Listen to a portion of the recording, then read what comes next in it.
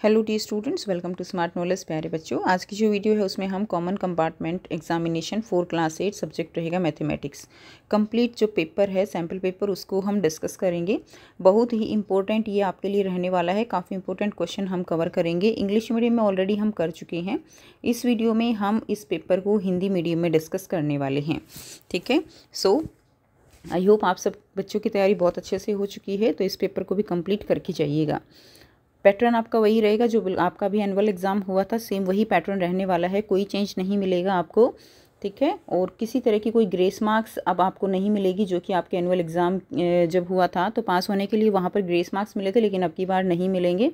सो आपको जो पेपर है आपका 60 नंबर का रहेगा, तो 60 में से 20 नंबर आपको लेने ही लेने हैं, मैंडेटरी है। तो इस चीज़ को ध्यान में रखते हुए आप अपने पेपर की तैयारी कीजिएगा, ठीक है। चलिए, टाइम अलाउड रहेगा 2.5 घंटे का और अधिकतम अंक आपके 60 रहेंगे। सबसे पहले आपको यहाँ पर सामान्य निर्देश दिए गए हैं, तो आप यहाँ से इनको पढ़ सकते हो। सबसे पहले आपको खंड क दिया गया है, बहुविकल्पीय प्रश्न रहेंगे। प्रश्न 1 में बहुविकल्पीय प्रकार के प्रश्न रहेंगे 1 से 12 तक, और प्रत्येक प्रश्न 1 अंक का है। तो इसमें आपको चुनना है। तो यहाँ पर देखिए फर्स्ट दिया गया है 2z-3 = z+2। तो z-4 का मान आपको यहाँ पर बताना है। तो यहाँ पर हम इसको सॉल्व कर लेंगे। z की वैल्यू यहाँ पर निकाल लीजिए, ठीक है। 2z यहाँ पे इस तरफ z आएगा तो माइनस का हो जाएगा, इधर 3 इधर जाएगा तो 3 प्लस का +2। 2z में से एक z गया तो z की वैल्यू यहाँ से कितनी आ गई, 5 आ गई। अब हमें निकालना है z-4 का मान। तो z-4 है, z में वैल्यू रख दीजिए, 5 आई है ना, तो 5-4 कितना आंसर आ गया, 1 आंसर आ गया। ए हमारा राइट आंसर हो जाएगा। नेक्स्ट क्वेश्चन देखिए, नीचे दी गई आकृति में x का मान आपको यहाँ पर बताना है। इस x का मान आपको बताना है। तो इसके लिए क्या करेंगे, तो ये जितने भी एंगल हैं, ठीक है, इन सब का मान क्या रहेगा, इन सब का मान रहेगा 360। x का निकालने के लिए इन सबको जोड़ के 360 में से माइनस कर दीजिए। तो ये कितने हो गए, ये एंगल 36 है, +64 +150 डिग्री और +x, इन सब का मान कितना होगा, 360 डिग्री। अब x का निकालने के लिए इन सबको जोड़ दीजिए। 360 में से इन सबको जोड़ के माइनस कर देंगे, 250 इन सब का है, तो x की वैल्यू आ जाएगी और x का मान कितना हो जाएगा, 110 डिग्री, ठीक है। तो x का मान यहाँ पे हो जाएगा 110 डिग्री। क्लियर, डी जो है हमारा राइट आंसर हो जाएगा, डी राइट आंसर रहेगा। उसके बाद नेक्स्ट देखिए, 5 डिग्री + 6 डिग्री इनटू में 7 डिग्री, इसका मान बताना है आपको। तो इसकी वैल्यू क्या होगी, इसकी वैल्यू 1 होगी, इसकी वैल्यू 1 होगी, इसकी वैल्यू भी 1 होगी। तो यहाँ से 1 + 1 और गुना में 1, तो क्या आ जाएगा, 1 और 1 2 होते हैं, तो 2 गुना 1 कितना आंसर आ जाएगा, 2 हमारा यहाँ से आंसर हो जाएगा। सी हमारा बच्चे यहाँ से राइट आंसर रहेगा, ठीक है। नेक्स्ट देखिए, एक वर्ग संख्या अंक 4 पर समाप्त होती है। इस संख्या के वर्गमूल में इकाई का अंक क्या होगा। तो वर्ग संख्या है जो कि कितने पे समाप्त हो रही है, 4 पे, ठीक है। तो हम क्या करेंगे, अब 4 पे समाप्त हो रही है तो पीछे 4 आना चाहिए। तो 2 का स्क्वायर करते हैं तो 4 आता है, 8 का स्क्वायर करते हैं, 8 का वर्ग करते हैं तो 64 आता है, तो इकाई का अंक 4 आता है। तो इसका मतलब क्या हुआ कि वो संख्या या तो 2 होनी चाहिए या 8 होनी चाहिए।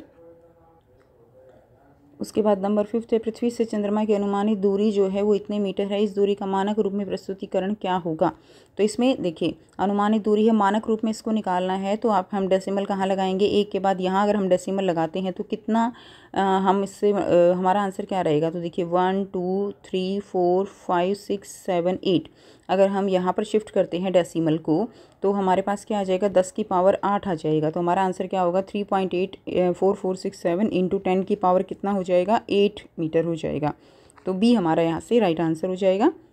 सीमा 35 दिनों में 25 टोकरियाँ बुनती है। तो देखिए 100 टोकरियाँ बुनने में लगने वाले दिनों की संख्या बहुत ही आसान है बेटा। ये 25 दिनों में जो है हमें निकालना क्या है, दिनों की संख्या। तो दिनों की संख्या हम निकाल लेंगे, तो राइट हैंड में दिनों की संख्या ले लेंगे। 25 टोकरियाँ कितने दिन में बना रही है, 35 दिन में। एक कितने दिन में बनाएगी, 35/25, और बनानी कितनी है, 100 टोकरियाँ बनानी है। तो गुणा में 100 आ जाएगा, 25 से काटोगे 4 आ जाएगा, और इससे गुणा करोगे तो कितना आ जाएगा, 140 आ जाएगा। तो हमारा आंसर 140 दिन हो जाएगा। तो हमारा आंसर क्या होगा, 140 होगा, फर्स्ट ए। नेक्स्ट देखिए, 6 सेंटीमीटर भुजा वाले घनों की संख्या जिन्हें 216 घन मीटर आयतन वाले घनाभ में फिट किया जा सकता है। तो 6 सेंटीमीटर भुजा वाले घनों की संख्या, ठीक है। तो 6 सेंटीमीटर भुजा वाले घनों की संख्या बतानी है आपको, निकालना क्या है, घनों की संख्या निकालनी है। और एक घन की एक भुजा है 6 सेंटीमीटर। तो सबसे पहले हम क्या करेंगे, हम एक घन का आयतन निकाल लेंगे, ठीक है। तो घन का आयतन यहाँ पे निकलेगा 6 × 6 × 6। क्लियर है। लेकिन यहाँ पे जो है ये सेंटीमीटर में दिया गया है और यहाँ पे जिन्हें फिट करना है घनाभ में वो 216 घन मीटर दिया गया है। तो इसके हमें क्या बनाने हैं, सेंटीमीटर के मीटर भी बना लेंगे। तो ये आ जाएगा 216, ठीक है, सेंटीमीटर क्यूब। ठीक है। 1 मीटर इज इक्वल टू, अब 1 मीटर जो है वो किसके बराबर होता है, 100 सेंटीमीटर के। और क्यूब मीटर किसके, क्योंकि ये क्यूब मीटर है तो क्यूब मीटर किसके बराबर हो जाएगा, 100। ठीक है, ये हो जाएगा 10⁶ जो है मीटर क्यूब हो जाएगा। क्लियर है। अब इसके बाद हमें संख्या निकालनी है तो हम क्या करेंगे, ये हमारे पास आ गया 216 × 10⁶ और दिया कितना गया है, 216 घन मीटर आयतन वाले घनाभ में फिट किया जा सकता है। तो इनको इसमें फिट किया जा सकता है। तो डिवाइडेड बाय कितना कर देंगे, 2 से 16 कर देंगे, ये इससे कट जाएगा और हमारा आंसर कितना आ जाएगा, 10⁶। तो इतने घन जो है वो इस आयतन में फिट किए जा सकते हैं। तो ये हमारा आंसर हो जाएगा, A will be the right answer. ठीक है। नेक्स्ट देखिए, नेक्स्ट दिया गया है, इसमें आपको बताना है कौन सी उपयुक्त व्यवस्था का पार्श्व दृश्य दिखाता है। तो इसमें पार्श्व दृश्य जो है ये वाला है, तो हमें सामने ये और ये इस तरह से दिखाई देगा। तो ये हमारा आंसर हो जाएगा डी। उसके बाद देखिए, चित्र के आधार पर आपको यहाँ पर चुनना है। तो इसमें x का मान निकालना है, तो ये वाला x का मान निकालना है। तो इसके अंदर जो बाहरी कोण, बाह्य कोण होंगे, उन सब का जो जोड़ है वो कितना होना चाहिए, वो 360 होना चाहिए। तो देखिए ये वाला एंगल कितने का है, ये वाला कोण 60 का है। उसके बाद ये वाला 90 का है। उसके बाद ये वाला जो एंगल है ये, ठीक है, ये वाला एंगल आपका 40 का हो जाएगा और x हमें निकालना है प्लस। अब ये वाला एंगल बच गया जिसको आपको निकालना है। देखिए ये टोटल एंगल कितने का है, ये जो टोटल एंगल है आपका, यहाँ से जो एंगल हो जाएगा, ये देखिए 180 में से अगर आप 89 माइनस करेंगे तो एंगल कितना बचेगा, 91। तो ये वाला एंगल जो है ये 91 डिग्री हो गया। तो एंगल 1 हमारा 91 हो जाएगा। तो इसमें हम 91 हो जाएगा। ठीक है। तो यहाँ से आप टोटल इसका टोटल करेंगे और 360 में से क्या कर देंगे, माइनस कर देंगे। तो जैसे ही आप इसको सॉल्व करेंगे, x की वैल्यू निकल आएगी। x की वैल्यू आ जाएगी 360 में से आप माइनस कर देंगे 281, इसका टोटल आ जाएगा और वैल्यू आ जाएगी हमारी 79 डिग्री। तो आंसर ए हो जाएगा। नेक्स्ट देखिए, यदि क्यूब रूट है 4096 का 16 तो आपको इसकी वैल्यू निकालनी है। ठीक है। तो इसको हम कैसे सॉल्व करेंगे, इसकी वैल्यू तो हमारे पास 16 आ गई, हमें वैल्यू निकालनी है इस क्यूब रूट की। तो 4.096 इसका हम निकालेंगे। इस डेसिमल को हटाएंगे तो हम डिवाइड बाय 1000 कर सकते हैं। अब इसका जो क्यूब रूट है इसकी वैल्यू कितनी है, 16। ठीक है। और नीचे क्या है, 1000। तो नीचे इसको बाहर निकालोगे तो 10 आ जाएगा। ठीक है। तो यहाँ से क्या आ जाएगा, 1.6। इसकी वैल्यू 16 है तो 16 + 1.6 कितना आ जाएगा, 17.6 हमारा यहाँ से आंसर हो जाएगा। सी हमारा राइट आंसर रहेगा। नेक्स्ट है, इसमें बताना है आपको क्या ज्ञात नहीं किया जा सकता है। इसमें आपको क्वेश्चन नंबर 11 देखेंगे, इसको गुणनखंड इसके बनाने हैं। तो इसके गुणनखंड जब आप बनाओगे तो यहाँ से वैल्यू आपकी डी इस आंसर रहेगा 7p - 6 एंड 7p + 6 इसके क्या बन जाएंगे, गुणनखंड बन जाएंगे। XY प्रतिलोम अनुपात में है तो ए का मान निकालना है। तो ए का मान बहुत ही आसानी से निकाल सकते हो, 90 गुना में 10 आ जाएगा। ठीक है। 90 गुना में 10 आएगा और इज इक्वल टू 45 × a। तो यहाँ से निकालेंगे 45, a की वैल्यू यहाँ से आ जाएगी 20। ठीक है। ये से काट देंगे, 20 पे कट जाएगा। तो 20 हमारा राइट आंसर रहेगा। उसके बाद खंड ख दिया गया है, इसमें प्रत्येक प्रश्न जो है आपका 2 अंक का रहेगा।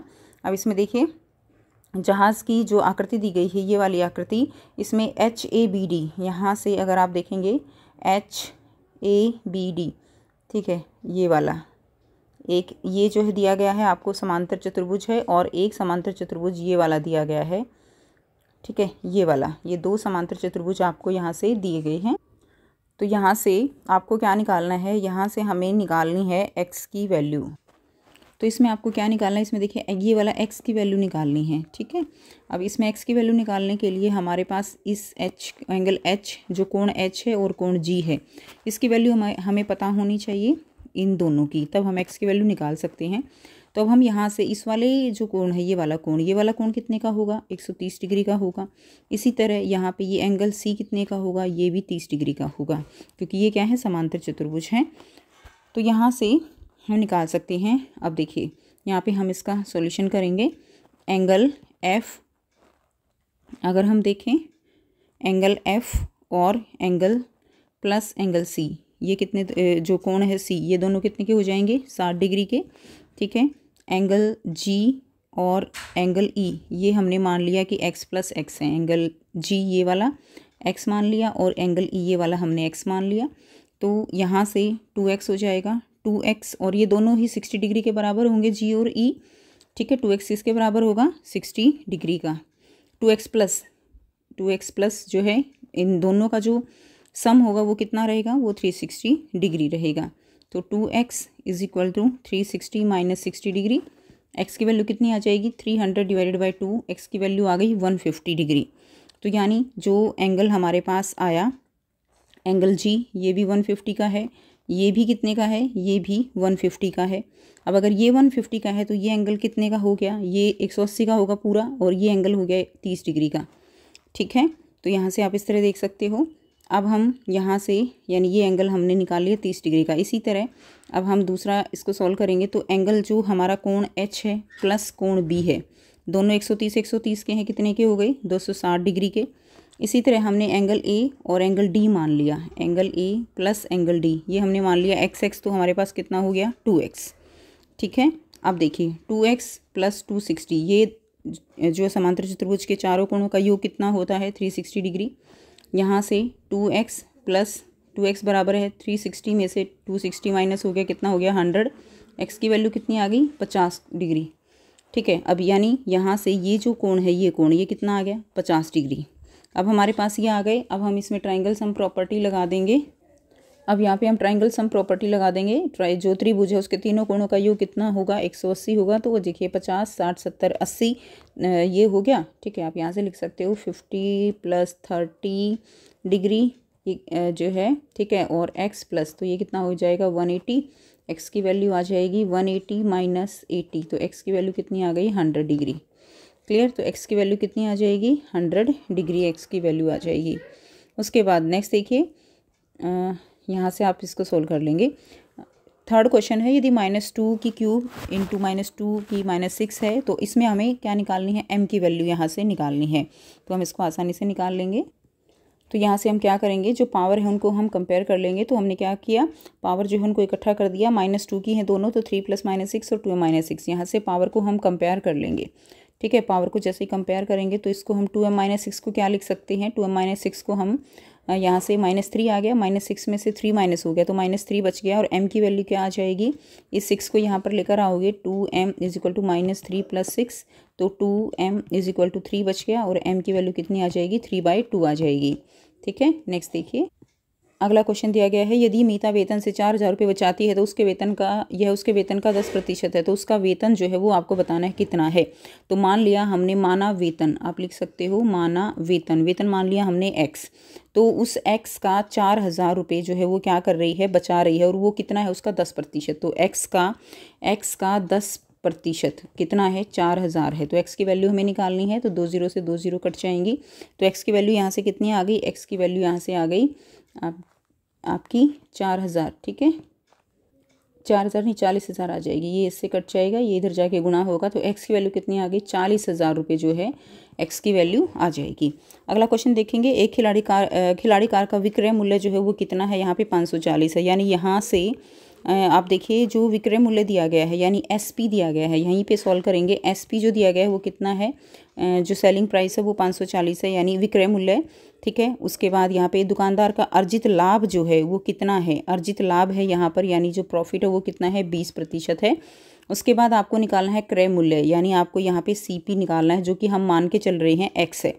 ठीक है, तो जो SP है वो क्या होता है, वो होगा x प्लस जो कि जो प्रॉफिट मिला है वो, तो प्रॉफिट कितना है हमारा 20%, तो 20/100 प्रॉफिट किस पे होता है, हमेशा x पे होगा। यहाँ से 100 LCM ले लीजिए तो कितना आ जाएगा, 100 आपने LCM लिया तो ऊपर कितना आ गया 100x प्लस 20x। ठीक है, तो ये कितना आ जाएगा 120x डिवाइडेड बाई 100। ठीक हो गया, ये आ जाएगा। तो यहाँ से आगे फर्दर सॉल्व कर लेंगे। SP हमारे पास कितना है 540, ये हमने निकाल लिया सॉल्व करके। यहाँ से 100 को हम इधर लेकर चले गए और डिवाइड में कर दिया हमने 120। ठीक है, और x की वैल्यू निकल जाएगी, ये कट जाएगा, 12 से 450 आ जाएगा। तो x की वैल्यू कितनी आ गई यहाँ पे 450 रुपये आ गई। तो यहाँ से ये कंप्लीट सॉल्यूशन आप यहाँ से इसका कर लेंगे। ठीक है, तो यहाँ से जो है आप इसको सॉल्व कर लेंगे। उसके बाद नेक्स्ट देखिए क्वेश्चन 5th। वरुण ने एक विक्रेता से स्कर्ट्स की एक जोड़ी खरीद जहाँ दी गई छूट जो है वो 20% थी। ठीक है, दी गई छूट कितनी है? 20% है। उसके द्वारा भुगतान की गई राशि जो है वो 1920 रुपये है। क्लियर। तो स्कर्ट्स का अंकित मूल्य आपको निकालना है, यानी मार्क्ड प्राइस बोलते हैं अंकित मूल्य, यानी जो है अंकित मूल्य यानी मार्क्ड प्राइस। हमने मान लिया कि अंकित मूल्य कितना है? x है। और यहाँ पे जो डिस्काउंट है d, ठीक है, छूट कह सकते हो, डिस्काउंट कह सकते हो, वो कितना है? 20% है। किस पे होगा? जो अंकित मूल्य है उस पे होगा, तो x का 20%, ठीक है, इंटू में x ये हो जाएगा। और ये किसके बराबर होगा? यहाँ से जो वैल्यू निकलेगी वो क्या होगी? वो हमारी होगी विक्रय मूल्य, क्योंकि देखिए जो विक्रय मूल्य होगा यानी देखिए x क्या है? मार्केट प्राइस है, अंकित मूल्य है। अंकित मूल्य पे जो छूट मिली उतने ही तो पैसे आप देते हैं, तो वो क्या कहलाता है? विक्रय मूल्य कहलाता है। तो यहाँ से, और वो कितना है? हमने पैसे कितने दिए? 1920। वरुण ने जो है पैसे दिए हैं 1920। ठीक है, तो एस पी हमारा 1920 हो जाएगा। तो अब आप इसको सॉल्व कर लीजिए, यानी 1920 जो है वो किसके बराबर होगा? वो यहाँ से आप एलसीएम ले लेंगे, जैसे हमने ऊपर वाले क्वेश्चन में किया। तो 100 हमने एलसीएम ले लिया, तो ये हो जाएगा 100x माइनस 20x। ठीक है, कितना आ जाएगा? 80x divided by 100। अब 1920 100 है ना, तो ऊपर लेके जाएंगे। 1920 गुणा में ये 100 उधर चला जाएगा और बटे में आ जाएगा 80 और x की वैल्यू यहाँ से निकल जाएगी। तो आप इसको सॉल्व कर लेंगे। जब आप x को सॉल्व करेंगे तो वैल्यू आएगी यहाँ पे 2400 रुपये। तो आप इसको सॉल्व कर लीजिएगा, 2400 रुपये आ जाएगा। उसके बाद क्वेश्चन नंबर 6 है, इसमें से ये प्राप्त करने के लिए इसमें क्या जोड़ा जाएगा? ठीक है, तो ये जो है इसमें क्या जोड़ा जाए कि हमें वैल्यू हमें ये मिल जाए। तो यहाँ से इसका आंसर करेंगे। मान लीजिए हम इसमें क्या जोड़ रहे हैं? हम इसके अंदर y जोड़ रहे हैं, तो हमें ये वैल्यू मिलनी चाहिए। तो हमने y को हर एक से क्या कर दिया? हमने y को हर एक से यहाँ पर क्या कर दिया है? मल्टीप्लाई कर दिया है, मल्टीप्लाई नहीं प्लस कर दिया है। तो हम क्या करेंगे? हम इसमें से इसको घटा दे, तो हम यहाँ से क्या मिल जाएगा? y की वैल्यू मिल जाएगी। तो 5m² plus 2mn plus 7n², इसमें से माइनस कर देंगे 2m² प्लस। अब देखिए यहाँ पे क्या है कि जब इसको इधर लेकर जाओगे, मैं इसको स्टेप को यहाँ पे करके दिखा रही हूँ आपको, तो y की वैल्यू हमें निकालनी है। तो हमारे पास क्या आ जाएगा? 5m² plus 2mn plus 7n²। अब इसको हम माइनस में लेके गए इधर, तो 2m² minus 3mn plus 3n², ये है। अब ये माइनस का साइन बाहर है, तो जब हम इसको सॉल्व करेंगे तो ये कितना आ जाएगा? ये हमारा आ जाएगा 2m² plus 3mn minus 3n²। हमने बस यही किया है, minus 2m² plus 3mn minus 3n²। अब mm की वैल्यू mn की और n² की इकट्ठी कर लीजिए। ये 5m² है, ये 2m² है माइनस का, तो कितना बच गया? 5 में से 2 गया, 3m²। n² देखो ये 7 है, ये 3 है, 4 बच गया। ये 2 है, ये 3 है, दोनों प्लस के हैं तो 5 आ गया। तो ये हमारा आंसर हो जाएगा। y की वैल्यू ये आ जाएगी। तो अगर हम इसमें ये ऐड कर दें तो ये हमें मिल जाएगा। अगला क्वेश्चन है क्वेश्चन नंबर 7। समलंब आकार के एक छेद का क्षेत्रफल जो है वो 480 वर्ग मीटर है। दो समांतर भुजाओं के बीच की ऊंचाई 15 मीटर है और उनमें से एक समांतर भुजा की लंबाई जो है वो दी हुई है 20 मीटर। दूसरी समांतर भुजा की लंबाई आपको निकालनी है। यहाँ से इसको निकालेंगे तो एरिया यानी क्षेत्रफल दिया गया है समांतर भुजा का क्षेत्रफल, ठीक है, क्षेत्रफल बराबर है किसका होगा? 1/2। तो जो समांतर भुजाएं हैं उनका जोड़, ठीक है, समांतर भुजाओं का जोड़ हो जाएगा। यहाँ से लिख लेंगे समांतर भुजाओं का जोड़ गुणा में ऊंचाई। क्लियर है? गुणा में ऊंचाई। तो 480 बराबर 1/2 20, और एक भुजा 20 दे रखी है, दूसरी हमें निकालनी है, और हाइट जो है ऊंचाई दे रखी है 15। इसको सॉल्व कर लीजिए। जब आप इसको सॉल्व करेंगे तो b की वैल्यू आपके पास 44 मीटर आ जाएगी। इसको सॉल्व करना बहुत ही आसान है बेटा, तो आप इसको कर लेंगे। ठीक है, नेक्स्ट देखिए अगला प्रश्न है। खंडग दिया गया है, लघु उत्तर रहेंगे। प्रश्न 3 अंक के। वह सबसे छोटी संख्या आपको ज्ञात करनी है जिसमें 4000 में से घटाने पर एक पूर्ण वर्ग प्राप्त हो जाए। इस प्रकार प्राप्त वर्ग पूर्ण वर्ग संख्या का वर्गमूल भी आपको बताना है। तो छोटी से छोटी संख्या 4000 में से घटाने पर पूर्ण वर्ग संख्या प्राप्त हो जाए, तो इसको सॉल्व कर लेंगे। ठीक है, तो यहाँ से देखिए 4000 इस तरह से इस विधि द्वारा आप कर लेंगे। 6 से किया हमने, 6 6 36 आ गया, 40 में से 36 गए 4, 6 और 6 को जोड़ दीजिए 12 आ गया। इसके बाद 3 लगा के इसको सॉल्व कर दीजिए, 369 आ जाएगा। 31 बच गया, यानी 4000 में से अगर हम 31 घटा दें, 4000 में से अगर हम 31 घटा दें तो हमारे पास संख्या क्या आ रही है? हमारे पास 3969 आ जाएगा। ठीक है, ये आ जाएगा 3969, ये संख्या आ जाएगी। और ये जो है पूर्ण वर्ग संख्या है, तो इसके लिए हम इसी तरह से सॉल्व कर लेंगे, जिसको आप आसानी से कर सकते हो। और ये किसका पूर्ण वर्ग है? ये जो है 63 का पूर्ण वर्ग हो जाएगा। क्लियर है? ये आंसर आ जाएगा।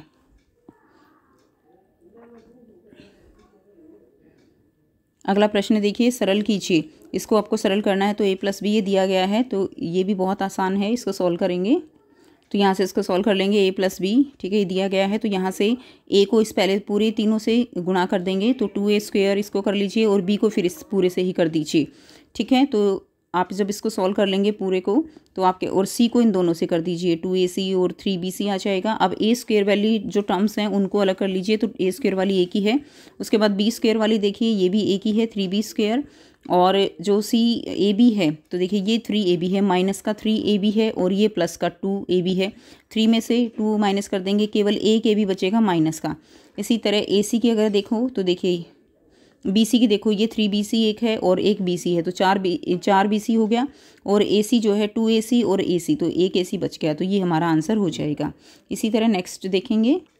नेक्स्ट देखिए, और में दिया गया है, तो इसको भी आप सॉल्व कर लेंगे। इसमें से आपको क्या करना है, इसमें से आपको ये इसको घटाना है, तो आप इसको घटा लेंगे। तो ये लिख दिया हमने। अब ये घटाना है तो यहाँ पे माइनस कर देंगे। अब माइनस करेंगे तो अंदर के साइन चेंज हो जाएंगे। अब क्या करेंगे हम अगले स्टेप में, 4c है, इसको हम क्या कर लेंगे, इसको हम यहाँ पे मल्टीप्लाई कर लेंगे सबको, ठीक है। देखिए 4c है तो 4a माइनस का आ जाएगा 4ac, फिर 4c को b से करेंगे प्लस का 4bc, फिर 4c को c से करेंगे तो प्लस का 4c²। अब यहाँ पे माइनस है, माइनस 3a को इससे करेंगे हम 3a² आ जाएगा। पहले अंदर का हम सॉल्व कर सकते हैं, ये भी कर सकते हैं, ठीक है।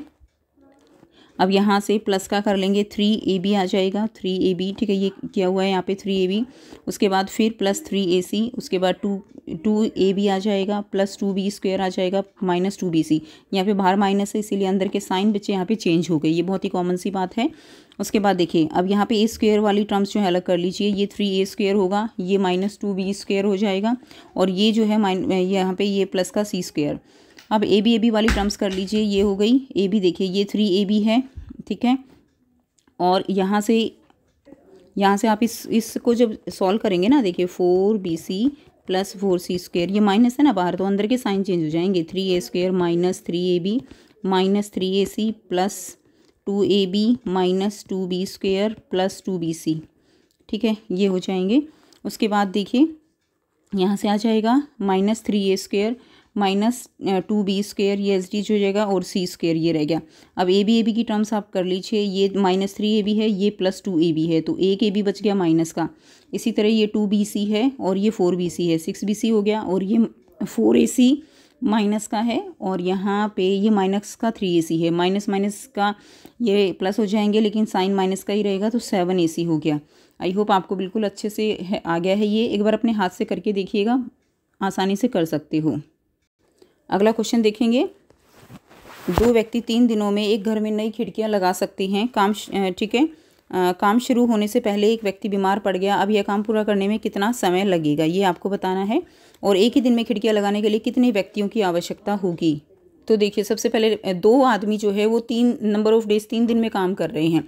तो सबसे पहले आपको निकालना है कि अगर एक आदमी बीमार पड़ गया, एक आदमी कितने दिन में करेगा। तो ये जो है ये प्रतिलोम अनुपात में हो जाएगा। तो हम क्या करेंगे, 2 × 3, 2 गुणा में 3, ये प्रतिलोम अनुपात है, ठीक है। किसका होगा, प्रतिलोम अनुपात, ठीक है, ये हो जाएगा। अब यहाँ से x की वैल्यू निकाल लेंगे, 6 आ जाएगी। तो ये काम जो है कितने दिन में किया जाएगा, 6 दिन में। उसके बाद आपसे पूछा गया है कि अगर जो नंबर ऑफ़ डेज़ केवल 1 दिया जाए तो कितने लोगों की ज़रूरत होगी, ये आपको यहाँ पे बताना है, कितने लोगों की ज़रूरत होगी। तो ये भी प्रतिलोम अनुपात में हो जाएगा। तो इसमें भी ऐसे करेंगे, 2 गुणा में 3 और y गुणा में 1, प्रतिलोम अनुपात का उदाहरण रहेगा। इसका आंसर भी कितना आ जाएगा, 6। तो 6 लोग चाहिए एक दिन में काम को पूरा करने के लिए। अगला प्रश्न रहेगा, खंड घ में 11 से 13 दीर्घ उत्तर प्रकार के प्रश्न रहेंगे, प्रत्येक प्रश्न 5 अंक का। अब आपको क्या करना है, इसको जो है आपको इससे भाग करना है। तो हम क्या करेंगे, इसके फैक्टर बना लेंगे। यहाँ पे आप देखेंगे ना, इसके हम फैक्टर बना लेंगे। और ये y की पावर है 4, y की पावर 4 है, ठीक है। ये 5y की क्यूब है, क्लियर। तो इसके फैक्टर बना के हम इसको आसानी से सॉल्व कर सकते हैं। तो यहाँ से ये हमारे पास आ गया। हमने क्या किया, हमने जो यहाँ पे 44 है, इसको सबसे क्या कर लिया, मल्टीप्लाई कर लिया। 44 y² ने जो है मल्टीप्लाई नहीं किया, इसमें y² हमने कॉमन निकाल लिया।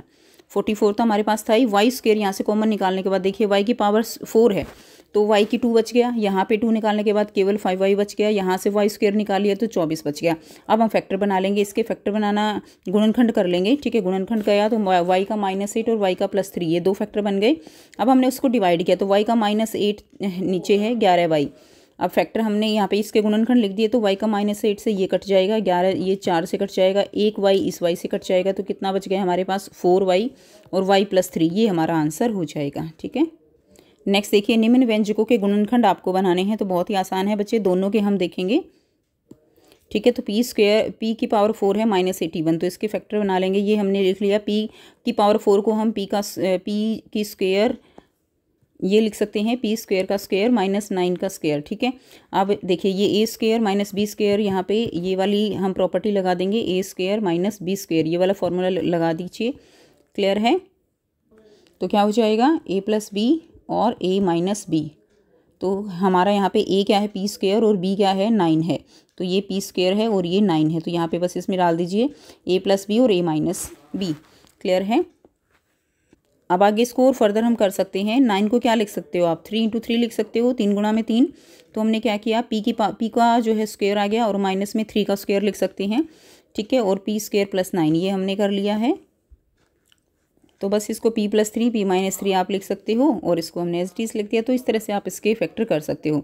अगला जो दिया गया है इसको भी आप सॉल्व कर लेंगे, ये दिया गया है, हम इस वाली टर्म्स के जो है क्या बना लेंगे, फैक्टर बना लेंगे। तो 25a² है, ठीक है। अब यहाँ पे ये माइनस का हो जाएगा 4b², अब ये बाहर माइनस है, तो आप इसको जब सॉल्व करेंगे तो क्या आ जाएगा, तो हमने यहाँ पे क्या किया है, माइनस जो है हमने यहाँ पे जो कॉमन निकाल लिया है, तो कॉमन निकालने के बाद 4b², ये प्लस का है ये माइनस का हो जाएगा, -28bc, ये माइनस का है ये प्लस का हो जाएगा, +49c², ठीक है, ये आ गया।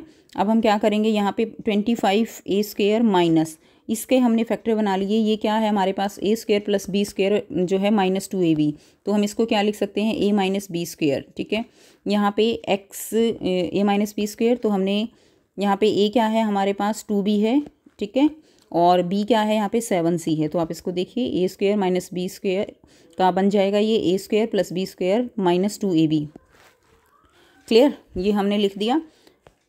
अब यहाँ पे 25a इसको हमने मान लिया है, इसको हम क्या लिख सकते हैं, देखिए 25a² है, इसको हम क्या लिख सकते हैं, 5a लिख सकते हैं, ठीक है, 5a का स्क्वायर लिख सकते हैं इसको हम, क्लियर। और ये हमारे पास 2b - 7c, इसको हमने y मान लिया है, x और y। तो फिर से हम यहाँ पे यही आइडेंटिटी लगा देंगे, x² - y² = x - y, x + y। x का क्या है, x हमारे पास यहाँ पे 5a है, ठीक है, 5a, और y क्या है 2b - 7c, तो -2b - 7c और 5a + 2b - 7c। अब यहाँ पे हम सॉल्व कर लेंगे, माइनस है तो अंदर का प्लस हो जाएगा, 5a - 2b + 7c, 5a + 2b - 7c, यहाँ पे प्लस है तो अंदर का कोई साइन चेंज नहीं होगा, ठीक है। तो ये हमारा क्या आ जाएगा, आंसर आ जाएगा। तो बेटा एक बार आपने हाथ से ज़रूर करके देखिएगा, तभी आपको चीज़ें इसमें क्लियर होंगी। नेक्स्ट देखिए, क्वेश्चन नंबर 12 है, हल कर अपने उत्तर की जांच कीजिए। तो इसमें क्या है कि ये हल करना है, ठीक है, ये टेबल जो है ये टेबल इस क्वेश्चन के लिए दी गई है, तो अभी हमें इसको सॉल्व करना है। तो इसको हम सॉल्व करेंगे, तो देखिए 5x - 2 है, 2x - 7 है, और 2x 3x - 1 + 7/2 दिया गया है। तो इस 2 को जो है इनसे मल्टीप्लाई कर लीजिए, तो क्या आ जाएगा, 5x - 2 से किया 4x आ गया, प्लस का आ जाएगा 14 = 2, 3 से किया 6x - 2 + 7/2 आ जाएगा। सॉल्व करेंगे, इसको हम सॉल्व करेंगे तो यहाँ से 5x में से 4x गया, कितना बच गया, x + 14 = 6x माइनस, अब यहाँ पे क्या करेंगे, हम यहाँ पे एलसीएम ले लेंगे, 2 हमने यहाँ पे क्या ले लिया, एलसीएम ले लिया, 2 को 2 से करेंगे, कितना आ गया 4 और प्लस में 7, ये आ जाएगा।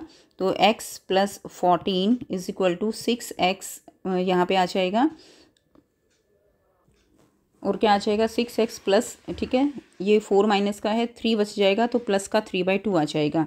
अब ये x वाली टर्म्स एक साथ कर लीजिए, इधर आएगा तो माइनस का 6x हो जाएगा, प्लस का 3/2, ये प्लस का 14 है, इधर आएगा माइनस का हो जाएगा, माइनस का। अब यहाँ पे 2 एलसीएम ले लीजिए, जैसे ही 2 एलसीएम लेंगे, इस वाली टर्म को सॉल्व कर रहे हैं, 2 एलसीएम लेंगे तो 3 - 28 आ जाएगा, यहाँ से कितना बच जाएगा 25, 28 में से 3 घटा देंगे 25 आ गया, 25/2, क्लियर है। और 25/2 25 किसका होगा, माइनस का होगा, ये ध्यान रखिएगा। और यहाँ से 6x में से x घटा दीजिए, माइनस का 5x बचेगा इज इक्वल टू बराबर का माइनस का 25/2, माइनस से माइनस कैंसिल हो जाएगा।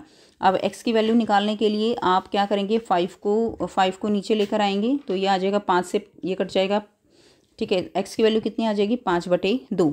तो इसको बहुत ध्यान से करिएगा, यहाँ से सॉल्यूशन इसका 5/2 आंसर आएगा, ठीक है। अब वेरीफाई करने के लिए आप क्या कीजिए, राइट हैंड और लेफ्ट हैंड दोनों में देखिए दाईं तरफ बाईं तरफ, ये हमारी दाईं तरफ की टर्म है x - 6x, ये दाईं तरफ की टर्म हो जाएगी। और ये जो है बाईं तरफ की, या ये दाईं तरफ की है x + 14, इसको कर लीजिए, और ये बाईं तरफ की हो जाएगी।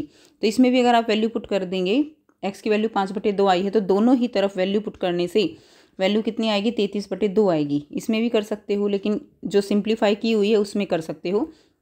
तो आंसर कितना आ जाएगा, 33/2, दोनों ही तरफ पुट करने से।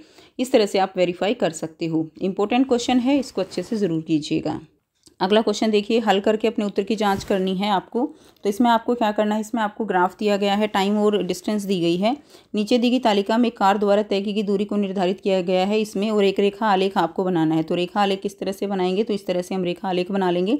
ये 0 हो जाएगा। अब देखिए जो स्केल बनाएंगे, ये 40, 80, 120 और 160। तो 0 से शुरू करेंगे, ये 40 हो गया, ये 80 हो गया, ये 120 हो जाएगा, ये 160 हो जाएगा।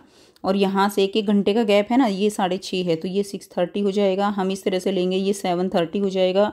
1 घंटे पे लेंगे, ये 8:30 और ये हो जाएगा 9:30, ठीक है। ये जो है ये डिस्टेंस है किसमें, किलोमीटर में, और ये क्या है, ये टाइम है, समय दिया गया है किसमें, आवर्स में, ठीक है, घंटे में दिया गया है। तो इस तरह से लिख लेंगे।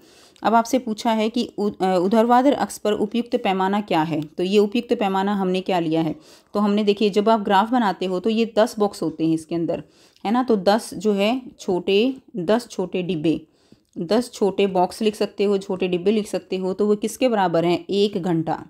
10 छोटे डिब्बे 1 घंटे के बराबर हैं। और अगर आपसे पूछा जाए कि इस वाले पैमाने पर जो क्षैतिज रूप में दिया गया है, इसमें क्या होगा, तो 10 छोटे डिब्बे किसके बराबर हैं, 40 दिया गया है ना, तो 10 छोटे डिब्बे 40 किलोमीटर के बराबर रहेंगे, ऐसे लिखा जाता है। अगला पूछा गया है, अंतिम 2 घंटों में कार ने कितनी दूरी तय की। अंतिम 2 घंटे में अगर आप देखें तो देखिए 1 घंटा ये हो जाएगा 8:30 से 9:30, और 1 घंटा 7:30 से 8:30। तो 160 की आखिरी में, और स्टार्टिंग कितने से थी, 80 थे। तो अंतिम 2 घंटे में कितनी दूरी की, 160 में से 80 माइनस कर दीजिए, तो 80 किलोमीटर की। अंतिम 2 घंटों में कार ने 80 किलोमीटर दूरी तय की।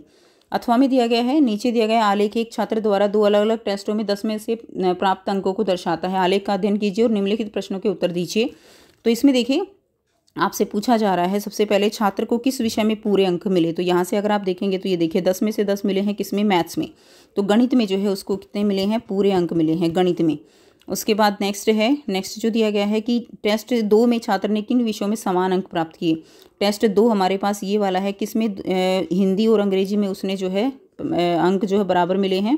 तो यहाँ से आ जाएगा हिंदी व अंग्रेजी, क्लियर है। उसके बाद किस टेस्ट में छात्र का प्रदर्शन बेहतर था, अपना उत्तर स्पष्ट कीजिए। तो आप क्या करेंगे, दोनों के नंबर जोड़ लेंगे, जो ये नंबर दिए गए हैं इन सबको जोड़ लेंगे दोनों टेस्ट के, और आप बता सकते हो किस में अच्छा जो है प्रदर्शन किया। तो यहाँ से कर लेंगे स्कोर, जो टेस्ट 1 का स्कोर है वो भी 37 है, 7 + 8 10 + 7 + 5, और दूसरे टेस्ट का स्कोर भी 37 है। तो दोनों ही टेस्ट में अच्छा प्रदर्शन किया, लिख देंगे आप, दोनों ही टेस्ट में अच्छा प्रदर्शन किया। उसके बाद अगला है 14 से 16 स्रोत आधारित प्रश्न है। एक छोटे शहर का छात्र रवि एक साइकिल खरीदना चाहता है जिसकी कीमत है 7,000 रुपये, ठीक है। कीमत कितनी दी गई है, 7,000। उसके पास पूरी रकम नहीं है, बैंक से कुछ पैसे उधार लेने का फैसला किया। बैंक ने 2 साल में ऋण चुकाने की 2 योजनाएं बनाई। एक योजना है साधारण ब्याज योजना 5% की दर से, और एक योजना है चक्रवर्ती ब्याज योजना 5% की दर से। रवि ने 2 साल में ऋण चुकाने की योजना बनाई, यानी समय कितना है, 2 साल। यदि रवि योजना 1 चुनता है तो उसके द्वारा भुगतान किए गए ब्याज की गणना कीजिए, यानी आपको साधारण ब्याज निकालना है। तो साधारण ब्याज यानी SI निकालने के लिए फॉर्मूला क्या है, P × R × T / 100। फॉर्मूला पता है आपको, P क्या है हमारे पास, कितनी कीमत है उसकी, 7,000 रुपये। तो 7,000 है, ठीक है। R कितनी है, 5% वार्षिक दर है, तो 5, और टाइम कितना है हमारे पास, 2 साल, ठीक है। 5/100 हो जाएगा। तो ये 2 0 से 2 0 कट गया। यहाँ से जो आया आंसर वो आया 700 रुपये, यानी ब्याज कितना दिया जाएगा, जो ब्याज है वो 700 रुपये है। क्लियर हो गया। दूसरा है योजना 1 के तहत 2 वर्ष के अंत में रवि द्वारा भुगतान कितना किया जाएगा। तो 7,000 तो उसने बैंक से लिया और 700 रुपये उस पर ब्याज लग गया, तो आंसर कितना आ गया 7,700 रुपये वो पूरा ब्याज राशि देगा ब्याज के साथ। योजना 2 के तहत 2 वर्षों के अंत में रवि द्वारा भुगतान की गई कुल राशि क्या होगी। तो पहले ब्याज निकालेंगे, ठीक है। चक्रवर्ती ब्याज योजना से पहले ब्याज निकाला जाएगा, तो ए की वैल्यू क्या आ जाएगी P1 प्लस, यहाँ से आपको फॉर्मूला पता है बेटा, ये फॉर्मूला होता है, ये लगा देंगे। P कितना है हमारे पास, मूलधन है 7,000 प्लस में 1 जमा में R कितना है 5 है, ठीक है, एक प्लस नहीं आएगा, 5/100 और T कितना है हमारे पास 2 साल का है। तो यहाँ से आप सॉल्व कर लेंगे इसको। जब आप सॉल्व करेंगे देखिए बहुत आसान है, 100 इसका जो है क्या ले लेंगे, LCM लेके कर लेंगे। ये आप खुद से सॉल्व करेंगे, गुणा में इसको जब सॉल्व करेंगे तो 1.05 आ जाएगा, ठीक है। इसको मल्टीप्लाई करेंगे 7717.50, ये आंसर आ जाएगा। तो इसमें आपको जो है यहाँ से आपने निकाला कि जो चक्रवर्ती ब्याज योजना है उसके तहत कितने पैसे देने पड़ेंगे, 7,117 रुपये 50 पैसे। अब आपसे पूछा जा रहा है रवि के लिए कौन सी योजना बेहतर है। तो देखिए जब रवि साधारण ब्याज से चुनता है, साधारण ब्याज योजना चुनता है तो 7,700 देने हैं, और चक्रवर्ती ब्याज योजना चुनता है तो 7,717 रुपये 50 पैसे, यानी अगर आप देखें तो 17 रुपये 50 पैसे उसको ज़्यादा देने पड़ रहे हैं दूसरी योजना के तहत। तो कौन सी योजना बेहतर हुई, फर्स्ट जो योजना है वो क्या हुई, बेहतर हुई, ठीक है। और क्यों, क्योंकि उसमें 17 रुपये 50 पैसे ज़्यादा देने पड़ते हैं, ज़्यादा देने पड़ते हैं, ये आप लिख देंगे, क्लियर है, ये लिख लेंगे। अगला क्वेश्चन देखिए, गणितीय गतिविधियों के दौरान प्रत्येक छात्र को विभिन्न प्रकार के त्रिभुज बनाने और त्रिभुजों के विभिन्न गुणों को सत्यापित करने के लिए 10 सेंटीमीटर, 8 सेंटीमीटर और 6 सेंटीमीटर, 3 सेंटीमीटर की लंबाई के 4 स्ट्रो दिए गए हैं। अब इसके आधार पर आपको बताना है कि भुजाओं के आधार पर उन त्रिभुजों के प्रकार लिखिए जिनमें इन स्ट्रा का उपयोग करके बनाया जा सकता है। अब देखिए सारे जो स्ट्रो हैं वो अलग अलग लंबाई के हैं, यानी इससे जो त्रिभुज बनेगी वो कैसी बनेगी, वो विषम बाहु त्रिभुज बनेगी। कैसी बनेगी, विषम बाहु। तो इसमें आ जाएगा आपका आंसर विषम बाहु त्रिभुज, ठीक है, विषम बाहु त्रिभुज। उसके बाद है दिए गए स्ट्रो का उपयोग कर बनाए गए भुजाओं के कोणों के बारे में आप क्या निष्कर्ष निकाल सकते हो। तो कोण जो होंगे, विषम बाहु त्रिभुज बनेगी तो कोण जो रहेंगे वो भी क्या रहेंगे, अनइक्वल रहेंगे, यानी जो है कैसे रहेंगे, वो अलग अलग होंगे। तो कोण आप लिख सकते हो यहाँ पे भिन्न कोण, भिन्न कोण। लेकिन एक त्रिभुज ऐसी बनेगी जिसके अंदर जो ट्राइंगल है वो कैसी होगी, वो समकोण त्रिभुज बनेगी। क्लियर है, कैसी बनेगी, 90 डिग्री का एंगल रहेगा तो समकोण बनेगी। और वो कौन सी बनेगी, कौन सी स्ट्रो अगर हम यूज़ करते हैं तब बनेगी। तो यहाँ पे सोल्व कर रही हूँ, तो यहाँ से अगर आप 6 सेंटीमीटर, 8 सेंटीमीटर और 10 सेंटीमीटर वाली चुनते हो तो 6 का स्क्वायर प्लस 8 का स्क्वायर, इसके अंदर पाइथागोरस थ्योरम लगा के कर लेंगे। पाइथागोरस प्रमेय 6 × 36, 8 से क्या बन जाएगा 64 बराबर है 100। तो ये पाइथागोरस प्रमेय जो है लगा के हम बता सकते हैं कि ये कैसी बनेगी, राइट एंगल ट्राइंगल बनेगी, यानी समकोण त्रिभुज बनेगी। तो आप इसमें लिख देंगे भिन्न कोण और एक बनेगी इसमें समकोण, समकोण, ठीक है। ये मैंने आपको यहाँ पे समझा दिया है। आकाश ने 3 स्ट्रो चुने और पाया कि वह इन 3 स्ट्रो से त्रिभुज नहीं बना सकता। आकाश द्वारा चुने गए स्ट्रो की पहचान कीजिए और कारण बताइए। तो उसने 3 स्ट्रो जो है यहाँ पे कौन कौन से चुनेगा, तो देखिए, तो 3 स्ट्रो जो चुनेगा वो जिनसे त्रिभुज नहीं बन सकता वो कौन से होंगे, एक 10 सेंटीमीटर वाला होगा, एक 6 सेंटीमीटर वाला होगा और एक 3 सेंटीमीटर वाला होगा। इससे त्रिभुज जो है नहीं बनेगा, त्रिभुज नहीं बनेगा, ठीक है। तो इससे त्रिभुज नहीं बनेगा, तो इसमें क्या आ जाएगा, अगर आप देखिए 6 और 3 का, 2 त्रिभुजों का जो साइड्स है उनका जोड़ तीसरी से ज़्यादा होना चाहिए। लेकिन यहाँ पे अगर हम देखते हैं 6 + 3 कितना बन रहा है 9, जो कि 10 से क्या है छोटा है, ठीक है। 2 जो साइड्स हैं यानी 2 भुजाओं का जो जोड़ है वो तीसरी भुजा से बड़ा होना चाहिए, लेकिन यहाँ पर छोटा है, इसलिए ये त्रिभुज नहीं बनेगी। ये इसमें आप कारण लिख देंगे। सोनिया ने 3 स्ट्रो चुने जिनका उपयोग करके एक समकोण त्रिभुज बनाया गया। तो मैंने अभी ऊपर आपको बताया था ये इससे समकोण त्रिभुज बन सकता है। पहचान करनी है तो 6 सेंटीमीटर, 8 सेंटीमीटर और 10 सेंटीमीटर, ये 3 चुनेंगे तो क्या बनेगा, एक समकोण त्रिभुज बनेगा, ठीक है। तो इसमें क्या आ जाएगा, इसी तरह से इसमें पाइथागोरस प्रमेय लगा देंगे, 36 + 64 तो क्या आ जाएगा 100। तो ये समकोण त्रिभुज बन जाएगा। उसके बाद नेक्स्ट देखिए क्वेश्चन 16 है, ग्रामीणों और ग्राम पंचायत के सदस्यों ने गांव में ग्राम पंचायत की बैठकें आयोजित करने के लिए एक सामुदायिक स्थान बनाने की योजना बनाई है। प्रत्येक कोने पर 4 बेलनाकार ये इस तरह से स्तंभ होंगे। प्रत्येक स्तंभ की त्रिज्या जो हो कितनी होगी 70 सेंटीमीटर और ऊंचाई 5 मीटर।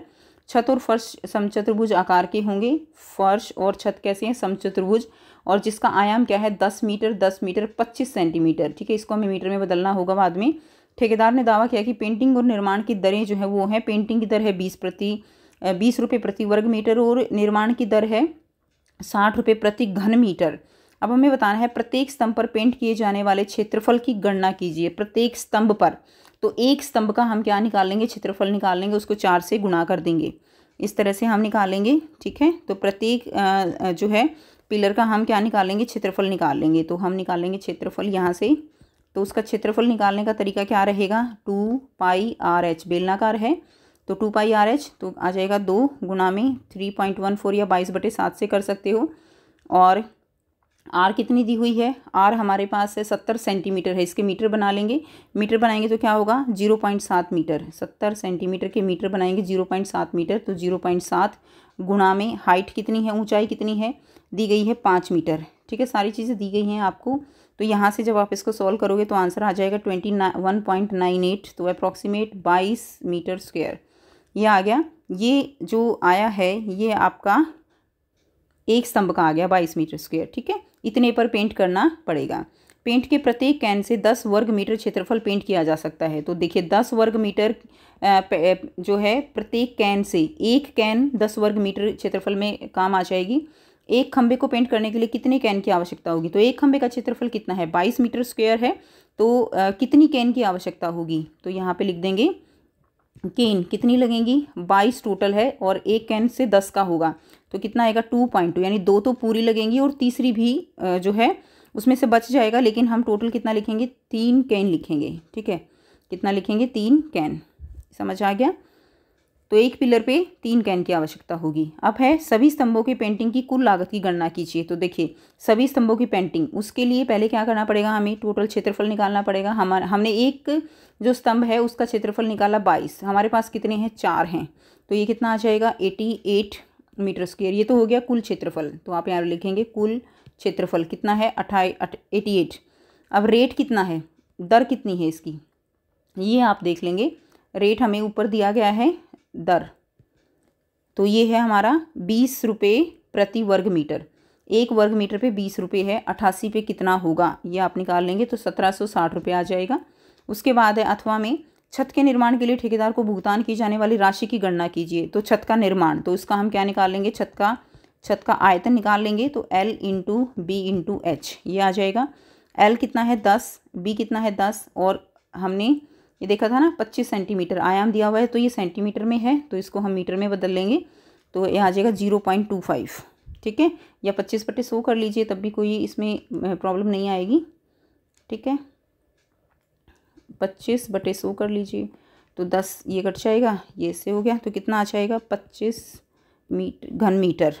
ठीक है, इसकी आप यहाँ से कीमत निकाल लीजिए, कितनी कीमत लगेगी, इसको जो है भुगतान कितना करना पड़ेगा, या आप कीमत की बजाय भुगतान लिखिए, भुगतान कितना भुगतान करना पड़ेगा, 60 रुपये प्रति घन मीटर है, हमारे पास कितना है 25 घन मीटर, तो 60 गुणा में 25 कितना आ जाएगा 1500 रुपये का भुगतान करना पड़ेगा। ये हमारा आंसर हो जाएगा। तो ये था कंप्लीट पेपर। आई होप सभी बच्चों को सारे क्वेश्चंस क्लियर हैं। फिर भी कोई डाउट हो तो बच्चे पूछ सकते हो। वीडियो अच्छी लगी तो वीडियो को ज़रूर से लाइक कीजिएगा, शेयर कीजिएगा और अच्छे से इसको करके जाइएगा। ठीक है, प्रैक्टिस ज़रूर कीजिएगा। तो मिलते हैं आपसे नेक्स्ट वीडियो में, and best of luck for your exam.